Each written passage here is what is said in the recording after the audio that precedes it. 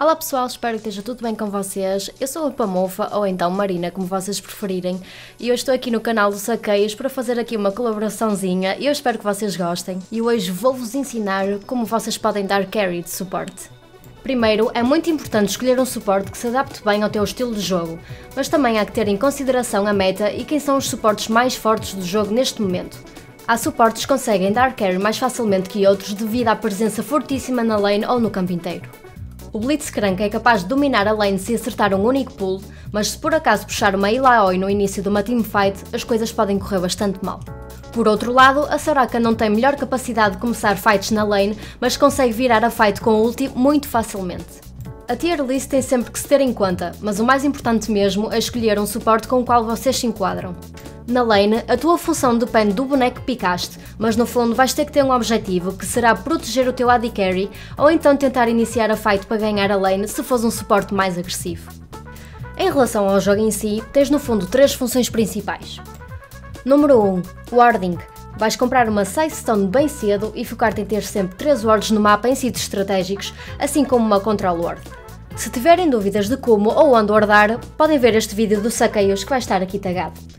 Especialmente em Bronze, Silver e Gold, não são os teamfights que ganham o jogo, é a visão do mapa. E acredita que se jogas de suporte, então acredita que já vais ser o único a comprar wards no teu elo, isso faz-te ainda mais importante. A tua segunda função vai ser focar-te no minimapa e tentar saber onde anda o jungler. Se o vis no top, sabes que podes ser mais agressivo. No entanto, se o vis no bot, o melhor será possivelmente começar a recuar para a torre. E porquê é que isto é tão importante? Bem, porque os AD Carries são conhecidos por sofrer de uma condição chamada visão do túnel. Para eles, o importante é farmar.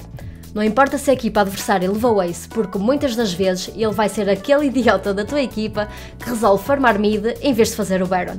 Por isso, a tua função será spamá-lo com pings quando vis o jungler adversário e rezar para que ele te dê ouvidos. Se ele não quiser recuar, recua tu. Sou da opinião que não vale a pena morrer por um AD Carry que não te dá ouvidos. Por fim, a tua última função é manter-te a ti e à tua equipa vivos, e para isso tens que saber posicionar-te bem. Se não sabes dos adversários, não há razão nenhuma para jogares de uma maneira mais agressiva. Tem calma, não des um pulo ou um hook para depois o jungler aparecer por trás de vocês e vos ganhar de um 3-2. Está preparado nessas situações para lançar a lanterna se fores o Thresh ou um tornado no jungler se fores a Janna, e para isto tens que saber estar bem posicionado. Em teamfights depende novamente da função do teu boneco, mas normalmente vais estar atrás de toda a gente se fores um Squishy ou a daivar as torres se fores um tanque como o Alistar ou o Nautilus. Nunca te esqueças é que, apesar de tudo, a tua função é proteger o AD Carry a não ser que ele esteja a fidar. Nesse caso, procura proteger quem está a fidar da tua equipa e quem está a dar mais dano. Bem, e é isso, gente. Basicamente baseia-se em morrer pouco e impedir também que os teus companheiros de equipa morram. Foi um prazer falar convosco, espero mesmo que tenham gostado do vídeo e que subscrevam aqui o canal do Saqueios porque vale mesmo a pena. Beijinhos para todos e não se esqueçam de me seguir nas minhas redes sociais que vão aqui aparecer no ecrã. Pamofa out!